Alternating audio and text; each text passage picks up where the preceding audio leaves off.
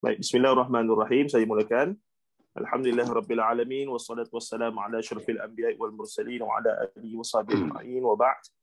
Alhamdulillah, terima kasih sekali lagi kepada kedua tok guru kita ni, Syaikhan, iaitu Profesor Emeritus Datuk Paduka Dr. Mahmud Zuhdi Haji Abdul Majid, dan juga mantan Prof Madya yang kini dikenali dengan Dr. Muhammad Kamil Haji Abdul Majid. Apa khabar kedua tok guru kita ni? Okey kah? Alhamdulillah, alhamdulillah. Jadi walaupun duduk rumah disebabkan ada wacana-wacana ini, ialah kita bergeraklah sikit. Minda kita apa semua ni bergerak sikitlah, tidak duduk saja dah. Tidak tidur makan. Saya memberi cadangan kepada adik-adik itu ada program. Dia kata lagu mana nak baca buku-buku besar.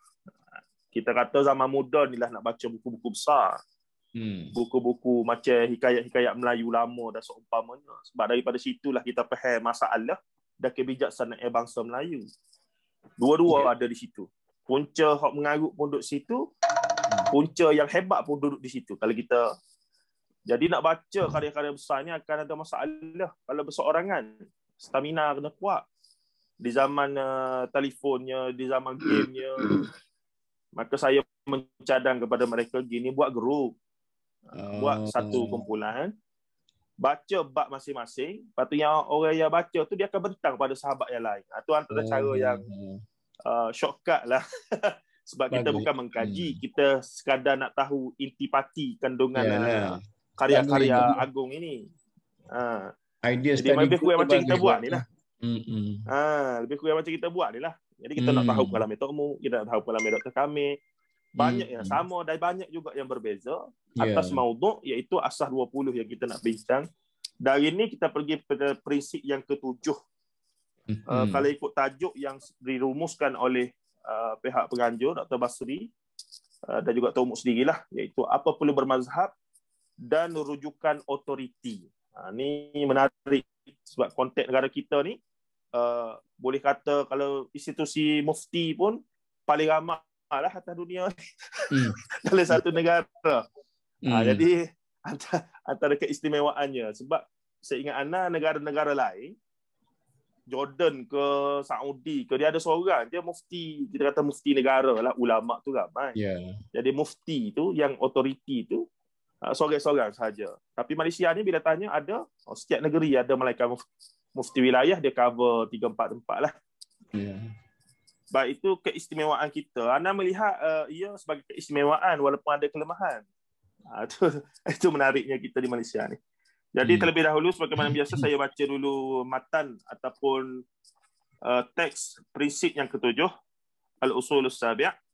Walikulli muslimin lam yablugh darajatan nazar fi adillatil ahkamil far'iyyah an yattabi'a imaman min a'immatid din wa yahsunu bihi ma'a hadzal ittiba'i an yajtahida mastata'a fi ta'arrufi adillati wa an yataqabbala kulla irshadin mashhubin bid-dalili mata sahha 'indahu salahu man arshadahu wa kifayatuhu wa an yastakmila naqsahu al-'ilmi in kana min ahli al-'ilmi hatta yablugha darajatan nazar.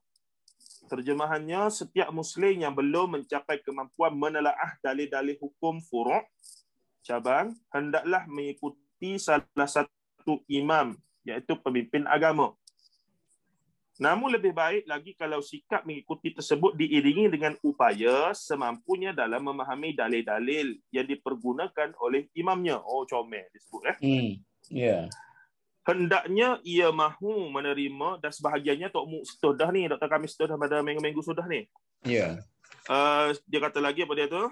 Hendaklah ia mahu menerima setiap masukan dan disertai dalil bila ia percaya pada kesalehan dan kapasiti orang yang memberi masukan tersebut. Yang ni tokoh ataupun kita panggil orang yang diiktibar lah.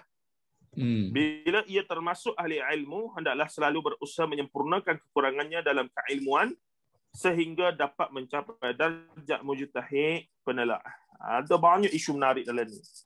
Antaranya yang anda teringat, masyhur.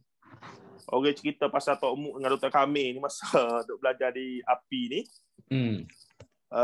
Lebih kurang lah mereka menyebutkan bahawa Tok Muk berpegang bahawa tesis master PhD itu sudah dikira ijtihad bagi pelajar-pelajar itu. Jadi benda tu siapa kalau kita tu walaupun kita tak ngaji dengan Tok Muk direct. Oh gitu. Baiklah. Daripada pernyataan tersebut dan tajuk yang dirumuskan, apa perlu bermazhab dan rujukan otoriti, realiti Malaysia ni dan seluruh dunia umat Islam, ada orang awam, ada orang pertengahan dan ada orang level tinggi lah. Para alim, para pakar dalam bidang.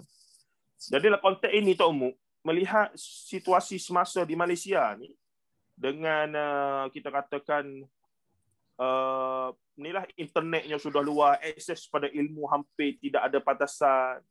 Apakah lagi relevan untuk seorang dalam isu agama ni pendekatannya adalah sami'na wa ata'na. Kamu dengar saja, ikutlah, jangan duk fikir apa-apa. Ataupun sudah perlu usaha di sana selain cerita kena buat gini disebabkan ada dalilnya begini ataupun kaedah-kaedah. Maksudnya memberi penerangan lanjut lah, tidak macam dulu. Bila anak murid tanya, kawan kampung tanya, dengar je lah, ikut je. Maksudnya tak tanya banyak. Maksudnya lagu mana dengan situasi semasa ni, melihat orang moden di bandar. Boleh Tok Muk bagi pandangan sikit? Okey. Bismillahirrahmanirrahim. Sebagai satu intro supaya perbincangan kita ni ada garis panduan yang jelas. Ini 20 asas ni dalam risalah ta'lim dia ada. Ya. Jadi ini membicarakan tentang metod belajar. Ada macam-macam 1, 2, 3, 4, 5, 6, 7, 8 metod belajar. Ini kita kata pada peringkat awal bila kita nak berjalan, kita kena bertongkat dulu. Kemudian bila dah sudah kuat, barulah kita berdikari. Cuma dalam berdikari, jangan kita buang tongkat jauh-jauh. Mungkin satu masa, kita perlu pada tongkat itu. Saya dalam akademik, saya guna metod ini. Masa kita nak menulis dulu, saya memulakan penulisan dengan menterjemah 3-4 buah buku dulu. Sebab dengan menterjemah tu kita boleh menyerap kaedah orang menulis, kaedah orang memberi dia punya pandangan dan sebagainya. Kemudian bila kita mantap mengikut metod yang kita percaya itu, maka kita boleh jalan sendiri. Tetapi dalam berjalan sendiri pun, kadang-kadang kita perlu rujuk balik kepada asas yang kita terima dulu. Jadi metod ini sama ada dalam dunia yang konservatif dulu ataupun dunia yang terbuka sekarang, dia tetap sebagai satu metod yang tidak boleh berubah. Maka sekarang ni kita katakan zaman bertaklid buta dan mengikut secara sembrono macam zaman dulu sudah luput, sudah berlalu. Dulu kalau Tok Guru mengajar, kalau tanya, saya ingat orang cerita Datuk Haji Mak Noor, kemudian dia jadi mufti Kelantan kan. Dalam kelas-kelas dia hari Sabtu, kelas Sabtu dia. Kalau saat pernah orang tanya, dia marah sampai sebulan dia tak mengajar. Tak tahu apa sensitifnya. Marah pasal orang tanya kan. Tapi sekarang ni dunia sudah terbuka, gerakan pendidikan barat tu sudah kita terima sebagai budaya kita, budaya baru. Kita menerima keterbukaan itu, tetapi metod ini mula-mula kita perlu dipimpin dulu, kemudian baru bertatih, kemudian kita boleh berdikari, tetapi tongkat itu jangan buang jauh-jauh. Maknanya jangan cepat takabur dalam ilmu-ilmu yang ada. Itu yang patut mungkin intro. Di samping menjawab soalan Ustaz tadi, maknanya dalam keadaan ini pun kita tetap melaksanakan metod seperti ini. Dr. Kamil ada tambahan? Adakah zaman ini sesuai lagi ke taklid buta ni? Muqallid amma ni. Assalamualaikum warahmatullahi wabarakatuh. Saya mulakan dengan mazhab ni boleh kita anggap sebagai sekolah lah. Jadi sekolah ni dia lebih teratur, lebih tersusun. Dia ada buku, dia ada kurikulum, dia ada tok guru. Jadi kalau kita nak rujuk sekolah ni, senang. Terutama sekali kita tengok ustaz kita dulu ramai lagi, sekolah ni banyak dah. Tapi sekarang ni ya betul-betul unggul, ya, tinggal 4 je lah, 4 mazhab tu. Tapi sebenarnya kita jangan lupa, kita ada Imam Syafi'i, kita ada Imam Sufyan Uyainah, kita ada Imam Sa'id Musayyib, kita ada Imam Lais, kita ada Imam Hasan Basri, dan ramai lagi lah. Sampai orang kata ada 18 mazhab, 20 mazhab. Tapi pasal setengah sekolah tu dah tak ada anak murid atau tak ada buku, maka dia terhenti. Tapi yang 4 tu, kita kata mewakili sekolah-sekolah besar yang kita nak cari, nak rujuk buku ada, nak rujuk tok guru ada, nak rujuk silibus ada, jadi memudahkan kita. Sedangkan kalau tak ada mazhab ni, kita cari Quran dengan hadis, benda-benda utama, kita tahulah sembahyang 5 rakaat, 5 waktu, puasa bulan Ramadan. Tapi ada benda-benda yang terselit, benda-benda yang halus-halus tu, kita tak ada benda tu. Sebab kita tak ada kemampuan bahasa Arab, kita tak ada kemampuan usul fiqh, kita tak ada kemampuan ilmu hadis dan macam-macam lagi, maka kita terpaksalah bersandar kepada mazhab-mazhab dan ulama-ulama mujtahid. Jadi keadaan masa yang berubah ini pun tidaklah begitu mudah untuk kita faham betul-betul Islam ni. Sebab Islam kita tahu ada benda muhkamat, ada benda mutasyabihat, ada bab hukum fiqh apa, ada macam-macam. Jadi sebab itu kita masih memerlukan kepada otoriti ulama tempat kita nak sandar dan tempat kita nak merujuk kembali supaya tidak jauh dengan apa yang dikandaki oleh Rasulullah sallallahu alaihi wasallam. Sebab kita semua tahu para sahabat, tabi'in itu mereka lebih faham apa kehendak Rasulullah, walaupun kita sekarang ni kita kata kita faham juga. Tapi suatu hati masa, bahasa dan macam-macam kaedah lagi makin menjauhkan kita daripada kepahaman Rasulullah. Jadi mendekati mereka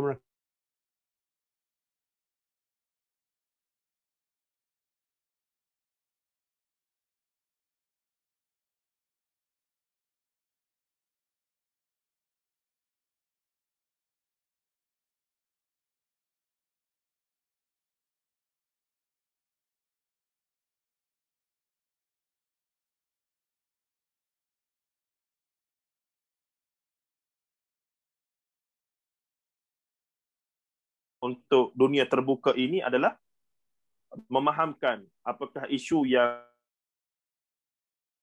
mutaghayyir. Mungkin boleh tak ni apa nama bagi input sikit untuk dakwah awam lah kita kata.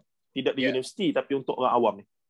Jadi itulah saya katakan tadi, bermula dengan tongkat dulu. Tak boleh kita terus berjalan tanpa panduan orang awal, orang dulu kan, tidak boleh. Dia kata sesiapa yang mencari ilmu tanpa guru, maka dia berada dalam kesesatan. Itu soal berguru itu. Yang keduanya, pengajian Islam ini, dia banyak turath. Turath itu mana ilmu warisan. Ilmu warisan tu perlu diterima. Sekarang ini pula terlampau turath pula. Pengajian sanad pula. Kadang-kadang sanad tu, pengajian sanad tu betul, main-main pun ada, tapi taya pawa pun ada. Apa saya tengok sanad tu dia tak tahu. Kata sanad kat nok belaka sanad. Jadi oleh kerana itu, saya rasa dalam dunia sekarang ini, kita terima hakikat ada yang thawabit dan ada yang mutaghayyirat.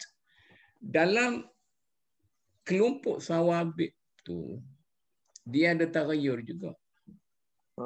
Dalam kelompok mutaghayyirat tu, dia ada thawabit juga. Ini yang kita perlu. Tidak kata kalau ini dalam kelas benda-benda yang boleh berubah oleh perubahan manusia dan alam, tidak semua, sebab dia katalah kalau benda yang boleh berubah tu stone cold, maka ada jirim-jirim dalam tokol tu tidak boleh berubah semua. Tak boleh kita nak kisar jadi debu, tepung, kemudian tak boleh. Dia ada jirim-jirim yang kecil-kecil tu yang tak boleh berubah. Misalnya, dalam perkara-perkara boleh berubah, tetapi secara umumnya dia boleh berubah. Tetapi secara khusus, setiap jirim yang ada dalam perubahan itu, dia tidak boleh berubah.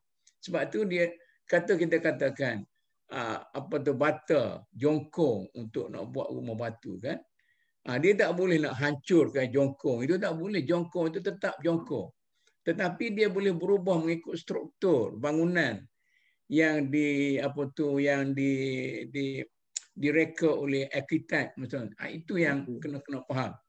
Begitu juga dalam sawabit itu. Dalam sawabit juga ada mutaghayyirat, kerana walaupun setegas mana pun ayat Quran itu, dia banyak terdedah kepada perbezaan tafsiran. Sebab tafsiran itu berasaskan kepada kefahaman manusia. Kefahaman manusia itu dia berbagai-bagai. Kepala sama hitam tapi fikir tidak sama. Misalnya, seorang itu panglima yang sangat berani, katalah Napoleon.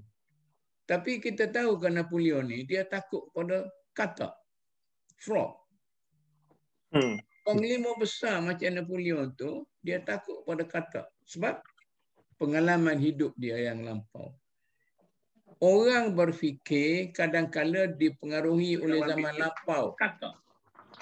Jadi oleh zaman lampau dia tu, maka dia ada pola pemikiran dia. Satu, pengaruh hidup dia, pengalaman dia, nilai intelektual dia, keilmuan dia, persekitaran dia hidup di dalamnya.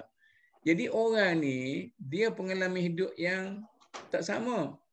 Orang ni, sebab itu, Imam Ibn Hazmin, dia hidup di istana di Spanyol.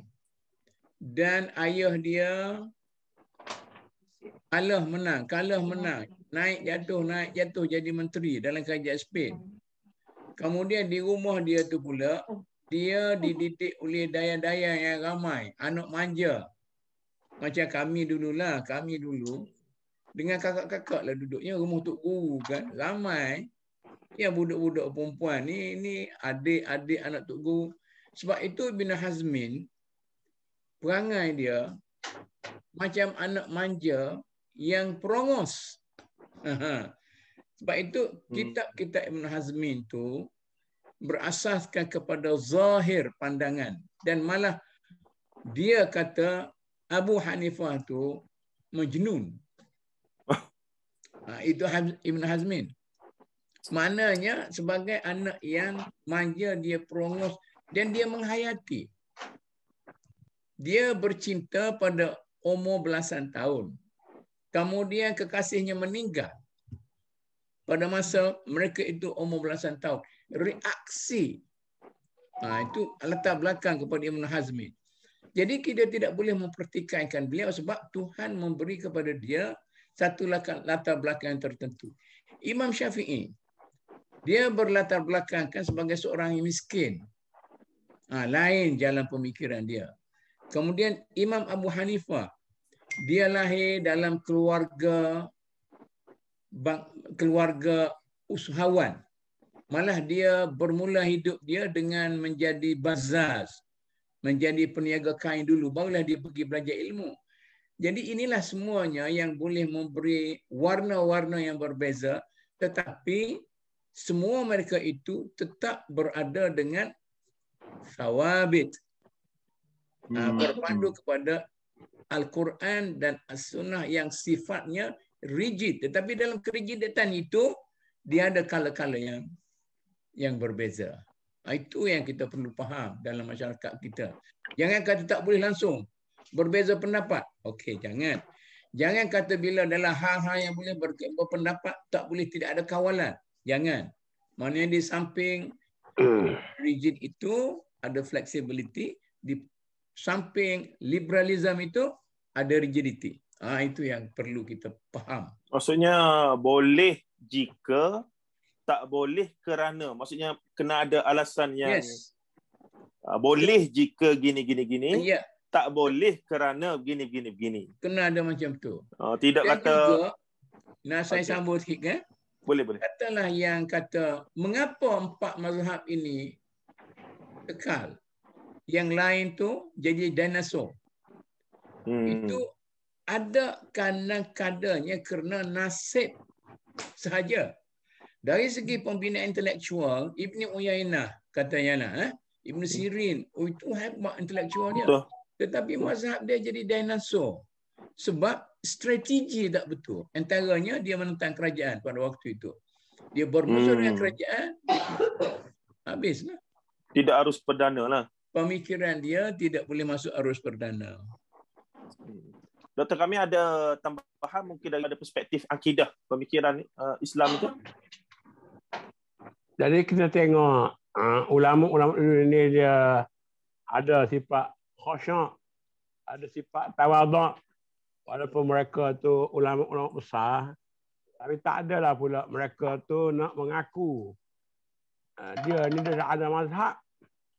Hatta imam-imam besar, Bukhari, Muslim, ataupun siapa lagi kita sebut nama-nama yang besar lah.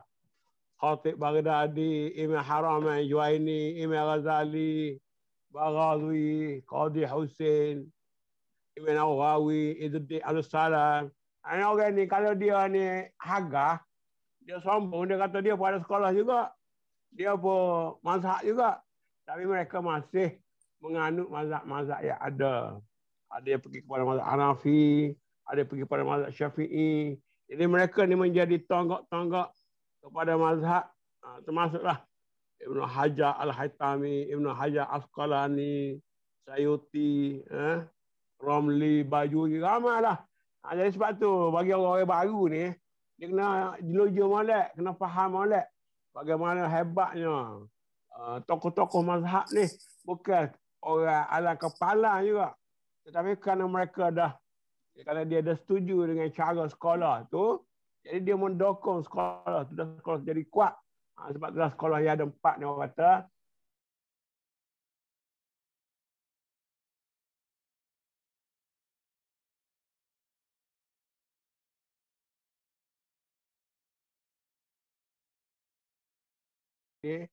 Cukup lengkap. Gurunya, sekolahnya, silabusnya, dan sekarang kita cakap ahli sunnah wal jamaah ni, rojak senang sangat.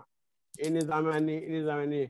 Sebab itu bila mari mazhab baru katalah mazhab salafiyah lah, pokok reformis ni. Kata tahun dah. Tapi mereka saya rasa dah tidak ada cukup buku-buku atau tokoh-tokoh yang senang kita nak rojak seperti Asy'ariyah Maturidiyah. Sebab tu sekali-kali nak buat katalah mazhab baru ni, satu kurikulum tak mudah juga. Sebab dia tidak sehebat establishnya mazhab Asy'ariyah dan Maturidiyah bagi contoh. Jadi kita boleh sebutlah Abduh kata begini, Hasan Banna kata begini, Maududi kata begini. Tetapi dia tidak sekukuh apa yang sudah ada dalam mazhab-mazhab Ahli Sunnah wal Jamaah Asy'ariyah Maturidiyah. Sebab tu kalau puak Ahli Sunnah wal Jamaah Maturidiyah tu, dia lagi bangga dengan mazhab mereka walaupun lama, kerana dia punya keunggulan tu. Dengan Ghazalinya, dengan tokoh-tokoh yang hebat. Tapi kaya baru ni, nak rajak mana? Rajak Syed Sabit, rajak apa ni, Yusuf Qardawi dan sebagainya. Jadi dia punya gah tu. Tak boleh nak gah macam mazhab-mazhab yang disebut Asy'ariyah Maturidiyah bagi contoh. Dari Mukalam lah. Anda tengok pemerhatian lah, aliran beragama ni, sudut akidah ataupun fiqh di Malaysia, cara respon kepada isu semasa, dia bukan lagi menisbahkan pada aliran-aliran yang kita sebutkan tadi, tapi dia lebih pada macam parti politik lah hari ni. Contohnya aliran pondok, apa saja yang mari daripada pemuka-pemuka dia, betul ke tidak betul ke, lemah ke kuat ke, dia kena betul. Ini pengikut lah. Begitu juga di peringkat golongan agamawan rasmi kerajaan, sebagai contoh negeri-negeri masing-masing.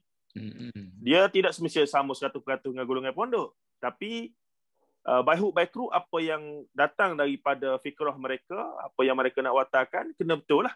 Begitu juga mereka yang kata tadi Dr. kami sebut, yang terlibat dengan kaum muda ke apa semua.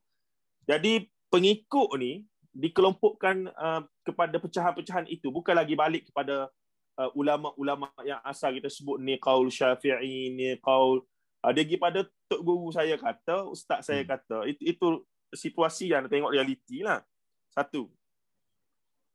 Yang keduanya menarik dalam konteks di Malaysia ini, ya setiap negeri-negeri masing-masing ada dia punya kata tafsiran. Itu yang menarik. Contoh yang kita di awal mukadimah tadi Tok Muk, kita bincang tentang apakah walaupun dalam NMA disebut qaul mu'tamad bagi fatwa setiap negeri mesti qaul mu'tamad mazhab Syafi'i. Tapi bila kita perhati betul-betul, tidaklah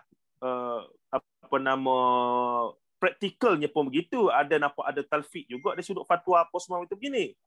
Jadi dinamik juga, bukannya kata statik begitu, tidak. Dia dinamik. Cuma kefahaman orang awam di Malaysia itu berbeza dengan kami sedikit, walaupun ambil qaul yang lebih kuat daripada mazhab Syafi'i, tapi kerana qaul ataupun amalan itu berbeza dengan apa yang selama ini kami tahu, apa yang tok guru kami ajar, ustaz kami ajar, maka kalian seolah-olah tidak termasuk daripada kalangan yang dinamakan sebagai ahli sunnah wal jamaah itu. Jadi ini yang kita subur.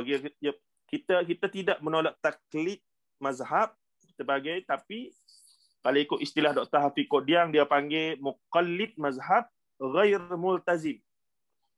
Kena ada satu mazhab, tapi tidaklah iltizam secara iktimad kepada satu ini saja. Sebab ada banyak lagi yang lain-lain itu yang kadang-kadang diperlukan. Mungkin Tok Muk boleh tambah sikit daripada statement tersebut. Ya. Saya kena bagi mukadimah sikit daripada nak jawab soalan. Panjang tu kalau jawab tu. Persoalan kajian. Saya nak sebut tentang nature ahli sunnah wal jamaah. Kadang-kadang kita tak faham. Ahli sunnah wal jamaah ni bukan mazhab. Ini kena faham. Ahli sunnah wal jamaah itu the vast majority of the ummah. Atau silent majority. Kalau kita nak pergi jauh lagi. Jadi ada Syiah itu split.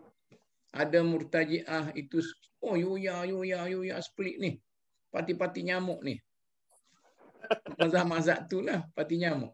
Tetapi yang multazim dengan sunnah Nabi apa semua sekali itu, ada majoriti besar silent yang senyap. Maka itulah asas kepada ahli sunnah wal jamaah. Tapi sampai kepada satu peringkat, ada orang geng-geng yang menggelarkan dirinya sebagai ahli sunnah wal jamaah. Sebenarnya sunnah wal jamaah tu majoriti besar senyap. Jadi kalau kita bercakap sekarang, kata saya ahli sunnah wal jamaah, itu satu penyelewengan di zaman taklid. Zaman taklid. Biar sekat tu. Jadi sekarang ni, asas kepada kekuatan ahli jamaah itu adalah alaikum bil jamaah, yadullah ma'al jamaah, jamaah ma'al jamaah lagi semua sekali itu. Itu asasnya, okey. Jadi sekarang ni apabila kita bertaklid dengan mazhab kita, tidak sampai kepada usul yang betul-betul klasik. Ini orang tak pandai membeza antara kereta buruk dengan kereta antik. Ada nilai-nilai antik yang kita terpaksa terima secara warisan dan tidak boleh dibiarkan dalam susur galur keilmuan kita. Sebab tu dalam thesis, literature review adalah penting. Di sini kadang-kadang kita kena kritik orang-orang pondok ni. Kadang-kadang dia rasa dia ini adalah orang yang benar-benar berpegang kepada kitab-kitab turath dan kita tidak keluar itu kita yang mewarisi. Sebenarnya orang universiti bila dia buat tesis, dia buat review literature. Kecuali dia tak pandai buat tesis lah. Kalau literature review dia tak betul, maka di situ ditolak. Maknanya literature review itu adalah galuran daripada asas-asas pemikiran lama sampai turun. Sebab tu dalam satu masa di UIA kita buat satu peruntukan dalam membuat literature review, kita kena ambil kira kronologi. Yang dahulu didahulukan yang lama sebab kita nak tengok perkembangan ilmu tu kan, bagaimana perkembangan ilmu. Oleh kerana itu, kalau kita sekadar pungut setakat guru kita dan syekh dia 1-2 generasi, itu ilmu kita tidak ada tunjang. Tidak ada tunjang. Saya lupa satu istilah apa tu. Tidak ada tunjang makna tidak kukuh. Ilmu kita hanya surface saja, tidak kukuh. Umdah, bukan? Tidak dalam bahasa darjah bahasa Melayu kita tengok, so kita mudah faham. Tak, macam nostalgia, macam tu, tapi tidak nostalgia lah, macam ada. Jadi sekarang ni kita kena nasihat juga kepada ahli-ahli pondok kita, jangan hanya setakat kita baca buku tanpa melihat kepada kronologi. Jadi kepada kronologi dia tu, dan dia bila sampai kepada kronologi itu, barulah kita boleh bercakap tentang mazhab yang mu'tamadun alaih. Mana mu'tamad itu maknanya endorsed. I'timad dia endorsement. Jadi sekarang ni mungkin ada satu pendapat yang dikatakan pendapat yang asah, pendapat yang sahih, pendapat yang dhaif. Itu pada waktu itu.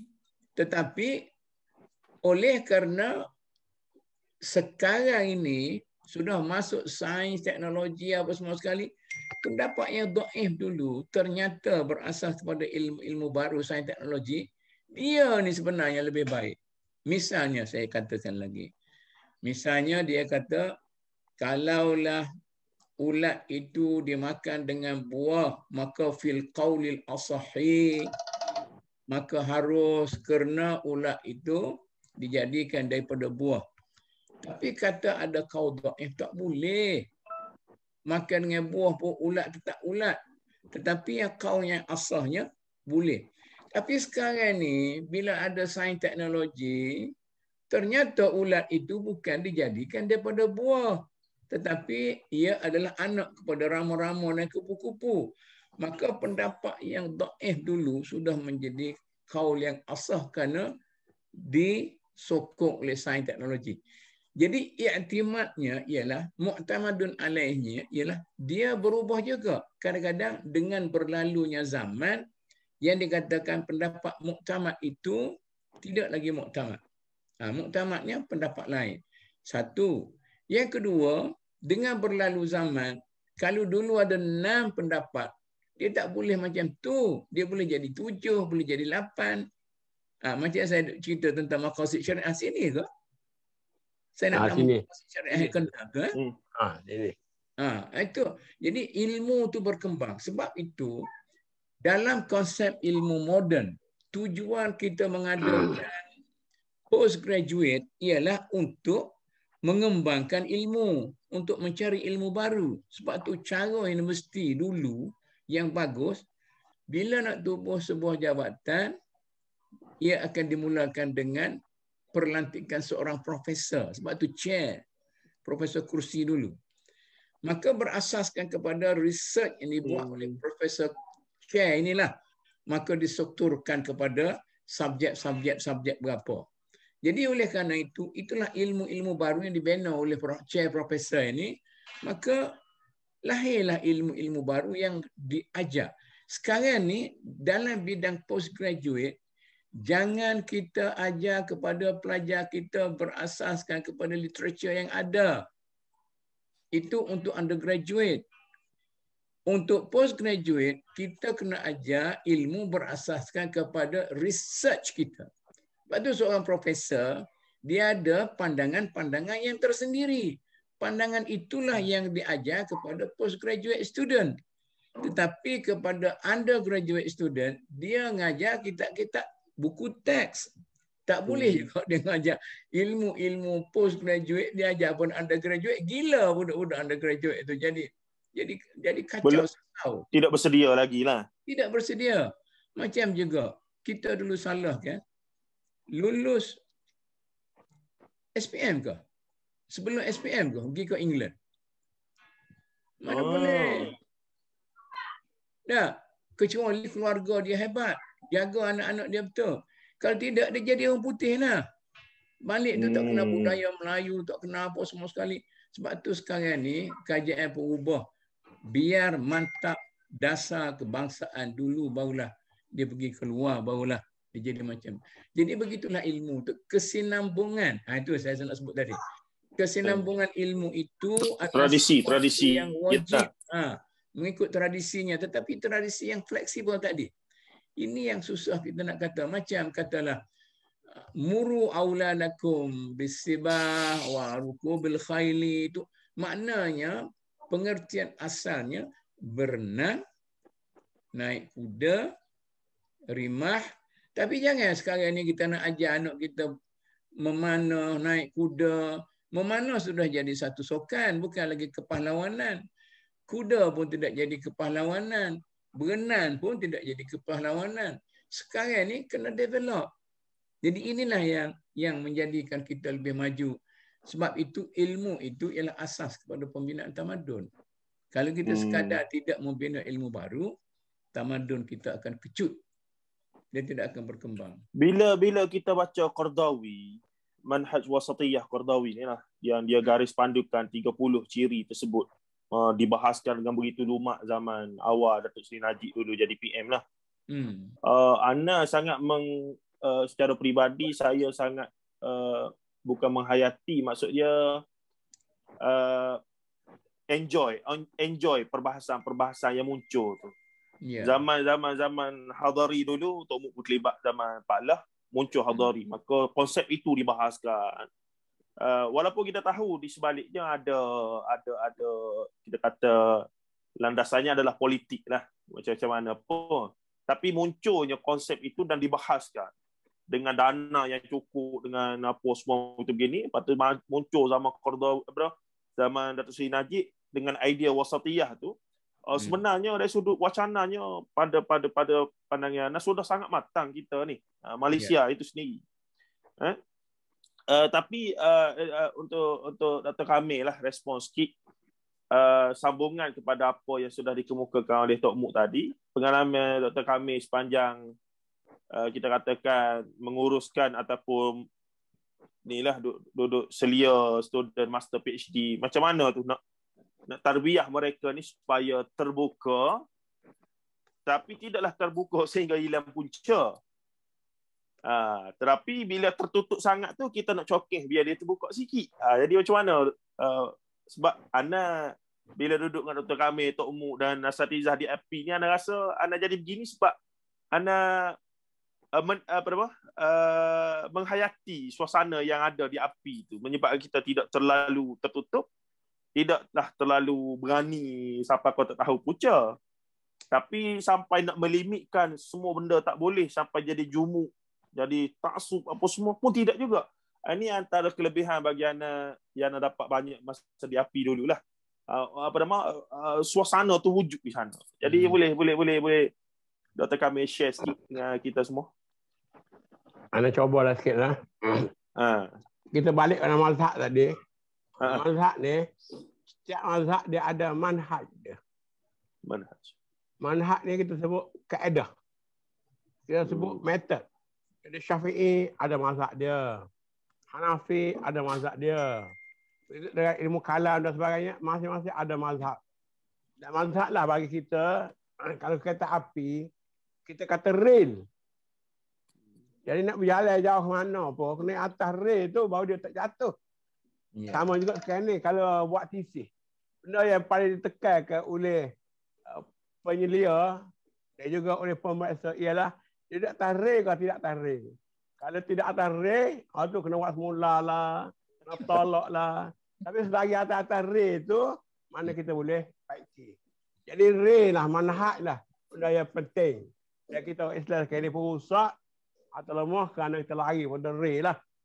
Jadi re ni pula, ada re besar. Yang kita kena satu, Quran hadis. Kemudian ada re halu-halu pula. Kalau dia usul fiqh.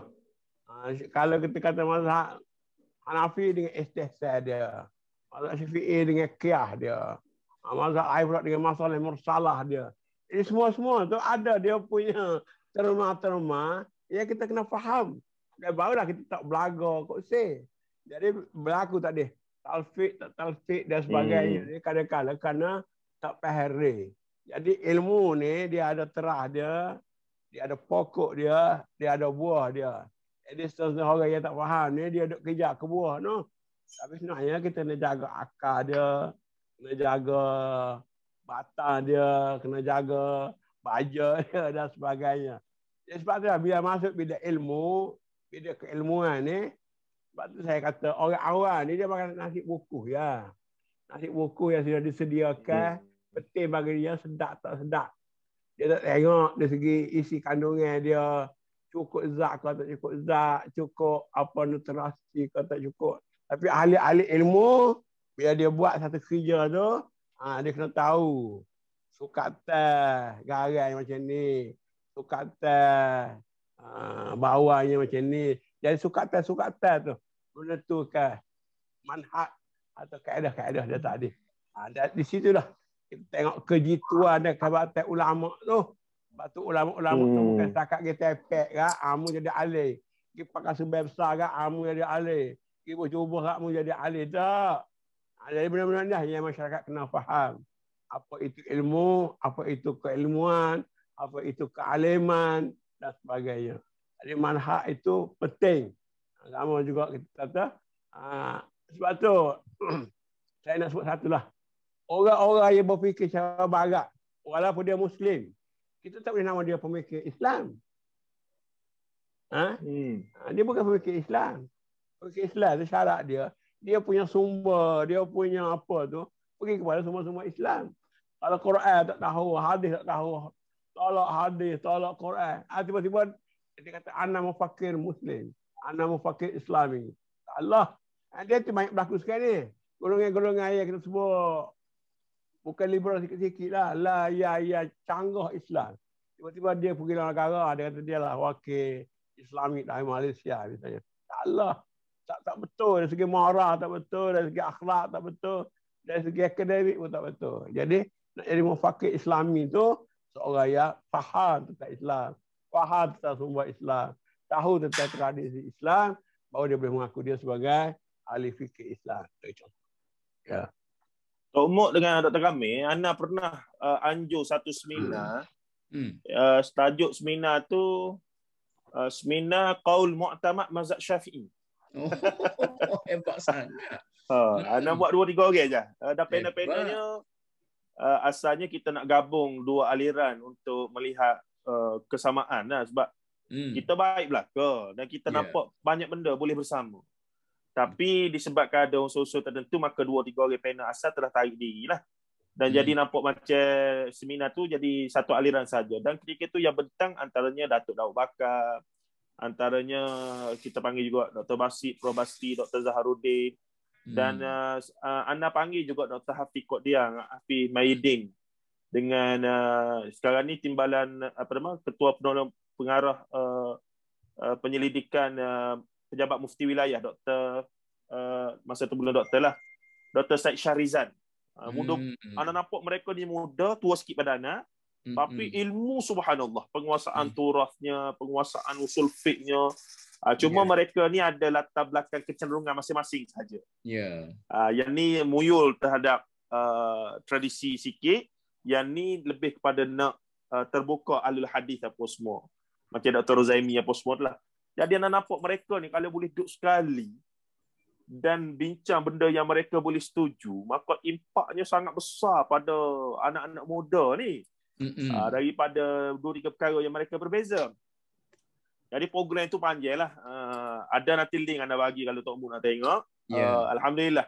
Datuk Daud Bakar pun turun masa tu. Dapat access pada dia. Jadi kita apa semua tu. Bahkan sebenarnya kita jemput Dr. Kamil. Dr. Kamil tak sihat ke masa tu ya.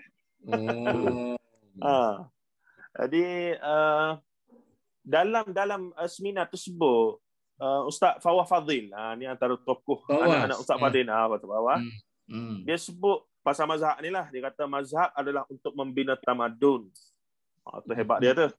Lepas tu dia sebut juga kena beza antara qaul mazhab, fatwa, qada dalam mahkamah.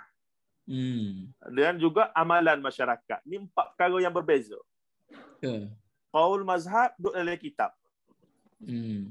Qada dalam mahkamah kadang-kadang berbeza dengan pergantian rasmi pemerintah di luar sebab hakim akan berhukum dengan situasi itu.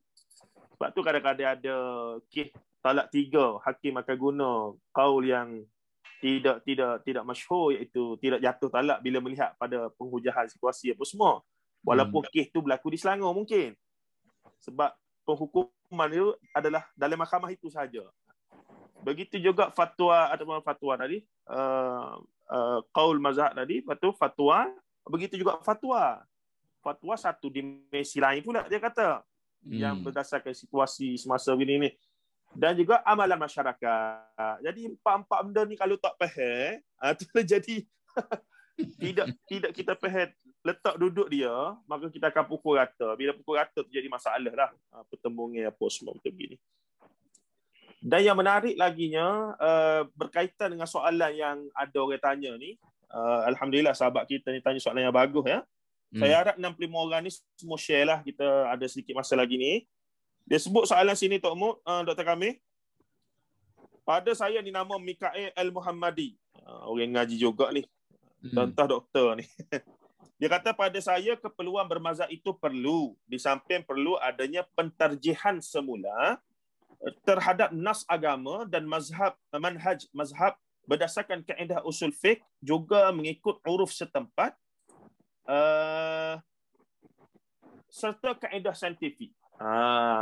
Menarik soalan dia kata. Maksudnya keperluan mazhab tu perlu, iaitu muqallid terhadap mazhab tu perlu. Tapi masalah iltizam tadi tu. Masalah bila muqallid ni muktamad dah. Jadi banyak juga benda-benda yang Tok Mu dah ulas dah tadi sebenarnya secara panjang lebar. Memerlu bila ada data baru. Saya ingat Tok Mu sebut dulu tu dalam syarahan 12 syarahan profesor tu. Ana hadis hampir semua tu Tok Mu. Di DOM ya. Jadi bila ada data-data baru, akan berlakunya situasi di mana selepas proses outputnya juga akan berbeza itu. Jadi mungkin kita boleh respon sikit pada soalan sahabat kita ni. Keperluan untuk mentarjih semula kefahamanlah terhadap nas agama dan manhaj mazhab berdasarkan kaedah usul fiqh dan uruf setempat serta kaedah saintifik. Lengkap ni soalan dia ni. Mikael ni dia mengaji modern, mengaji pondok dia ikut ni. Gitu. Dia macam ni kan. Mengikut, saya nak ikut jalan dia. Jalan cucu Ismail Muhammadi ni, Ustaz Ismail ni. Gitu. Dia gini. Mazhab itu ialah usulnya. Bukan furuknya. Itu kena penting. Mazhab itu ialah metodnya. Bukan hasil ijtihadnya. Maknanya kalau kita ni bermazhab Syafi'i, maknanya kita berpegang dengan metod mazhab Syafi'i. Masalah hasil-hasil ijtihad itu sudah menjadi literature yang terikat dengan masa, dengan zaman dan keadaan. Itu yang thawabitnya ialah metod tadi. Itu tidak boleh berubah. Ini metod berfikir sekolah Imam Syafi'i. Daripada usul kepada furu'.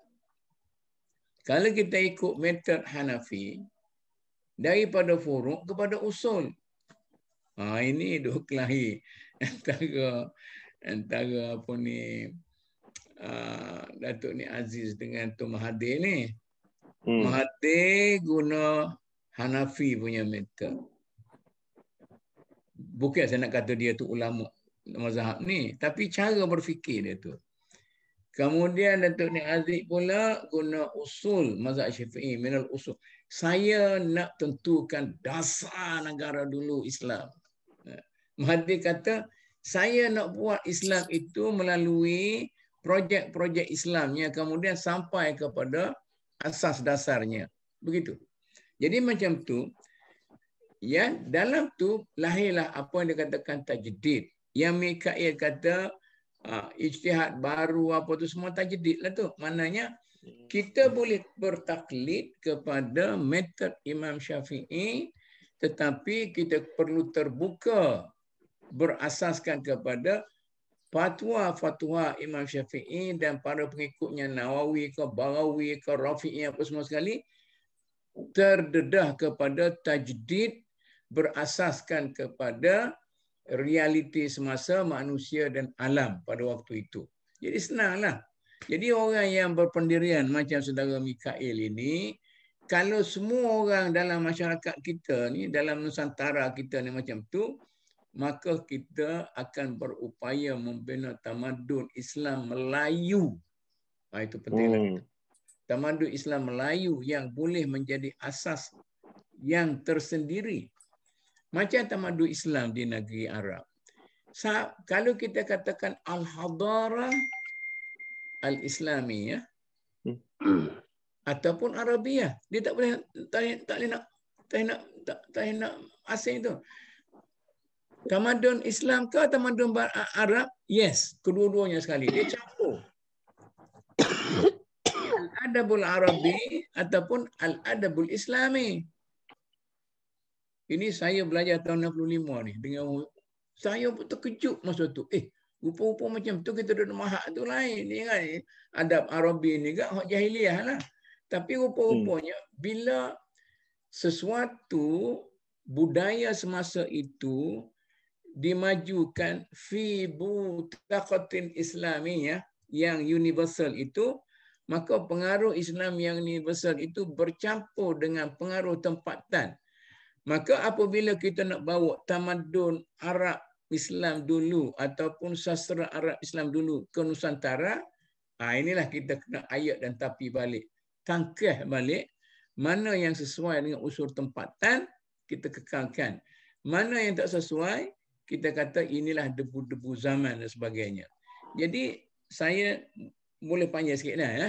Boleh. Ini tadilah bila Ustaz sebut Allah dalam hadari Allah dengan apa semua sekali ni patut dengan najib sejak pada Mahathir lagi. Tun Mahathir bawa cerita tentang apa? Budaya ada apa tu Islam tampilan ni kan berketerampilan. Nilai-nilai Islam ni. Nilai-nilai Islam. Nilai-nilai Islam. Kemudian Anwar nak lawan dengan dia punya tamadun Islam.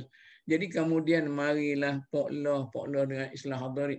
Sebenarnya ini ibarat bola-bola yang baik dilambung oleh orang politik. Cuma kelemahan kita para ulama dan profesional agama gagal sumbat gol. Saya Islam Hadari ini saya betul-betul mengikuti betul-betul. Dan saya merasa kecewa sebelum daripada Poklah tadi jadi Perdana Menteri. Kecewa dengan para ulama kita dan para karyawan Islam ini gagal untuk sumbat gol. Macam tu juga Poklah ada dua projek, Islam Hadari dan JCOF. JCOF itu satu benda yang sangat berharga. Sangat berharga kalau kita pandai skor masuk gol. Tak boleh. Jadi sekarang ni kelemahan kita sekarang ni kerana kita terlampau bergantung kepada orang politik, kita tak sedar orang politik sudah lambung bola dia. Bila dia sudah lambung bola dia, kita mesti pandai menyumbat gol. Ini sekarang ni oleh kerana itu scholars para ulama kita, para cerdik pandai kita sekarang ni, jangan lagi sangat mengharapkan kepada orang politik, kerana orang politik sejak dulu sampai sekarang. Baru ni kajian apa tu? Oh tu, apa tu? Islam. Rahmatan lil alamin. Rahmatan lil alamin tu. Kalau kita pandai sumak gol, oh, hebatlah. Jadi maknanya orang politik tak boleh nak persalahkan. Kita orang ulama semua sekali. Jadi oleh kerana itu, saya rasa eloklah saya nak mengambil idea Mikael tadi, kita ambil asas-asas ini, kemudian kita kembangkan menjadi pengajian ataupun ilmu Islam yang semasa dan mampu untuk mengasahkan satu tamadun baru untuk dunia kita sekarang ni. Macam dulu saya pernah cerita tentang kaedah diat. Kalau kita pandai melaksanakan diat itu, ataupun yang apa tu, bukan diat lah, apa tu dah, bila berlaku mati seorang kita kena bayar fidyah, fidyah itu. Kalau kita guna fidyah untuk apa tu aksiden jalan raya, maka berapalah harga Islam tu naik. Orang bukan Islam pun menghargai lebih pada insurans yang ada ni. Tapi kita gagal di perjalanan. Saya sendirilah, saya kumpulkan para ulama, suruh rangka tak sampai ke muncak. Tapi idea tu wallahualam, mana kebetulan ada satu rakaman pengajian Jami' Tirmizi dalam bab dia ni lah, dalam bab dia ni, jadi hadis-hadis Nabi yang jelas bila dihuraikan dari sudut fiqhnya, bahawa ganti rugi kemalangan, contohnya dari awal lagi Islam dah tetapkan, contoh bila berlaku kemalangan atas kecuaian orang buat tu, contoh hilang cuping telinga, ada nilai seekor kambing. Ya, betul. Kalau hilang sebelah telinga, maksudnya kalau luka sikit sini, kena. Jadi anak kata luar biasa. Tapi ini tidak diangkat oleh orang politik. Sebab dia nak hudu lagi. Ulama kita gagal mentranslatekan ke dalam kehidupan harian. Saya pernah bincang dengan Takaful. Dan Takaful pula dia kata dari segi bisnes dia, kalau kerajaan sanggup bagi satu dana asas, dia sanggup buat benda-benda ni. Ini masalahnya. Doktor kami ada tambahan sikit lagi sebelum kita berhenti. Jadi saya rasa terutama orang agama lah, kita kena harus lebih fleksibel tapi berprinsip, dan kita tak boleh lagi menjadi apa panggil ulama kitab yang hanya ilmu kita duduk pada baris-baris ayat-ayat kitab sahaja dan tak boleh keluar dalam keadaan yang realistik. Jadi agama itu satu benda yang realistik. Tapi sekarang ni kita seolah-olah meletakkan agama sebagai ideal yang tak boleh dicapai dan tak boleh dilaksanakan. Jadi selalu Datuk mau sebutlah, idealisme paling baik ya idealisme yang boleh direalisasikan. Dan agama sebagai satu idealisme, bagaimana kita nak turun kepada realiti masyarakat. Dan masyarakat pula kita kena angkat menuju kepada realisme itu. Jadi saya nampak selepas Perang Dunia Pertama, Perang Dunia Kedua, banyak nilai-nilai idealisme, prinsipal, nilai-nilai yang berbentuk prinsip dan sebagainya makin hilang. Sebab datangnya pengaruh pragmatisme, pengaruh materialisme yang akhirnya mengkucak-kacirkan. Dan semua perkara-perkara yang baik yang bersifat agama dan sebagainya dianggap kemundur, jumur, taklid dan sebagainya.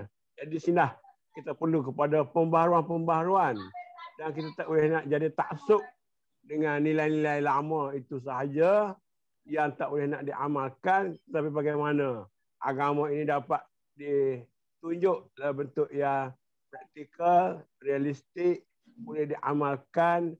Dan inilah perlu kita semua pihak berkumpul dan berbincang. Orang agama dengan puak-puak dia sahaja tanpa campur orang lain tak boleh bergerak. Dan orang lain juga dengan cara mereka yang maju dan sebagainya tanpa orang agama juga dia akan hilang prinsip dan sebagainya. Jadi penting balik kita orang Islam ni untuk berkumpul semula dalam berbagai-bagai elemen, berbagai-bagai sumber tadi supaya kita bersatu. Dia ni balik tekan kaya maqasid syariah nombor 9 dah tu besar sangat.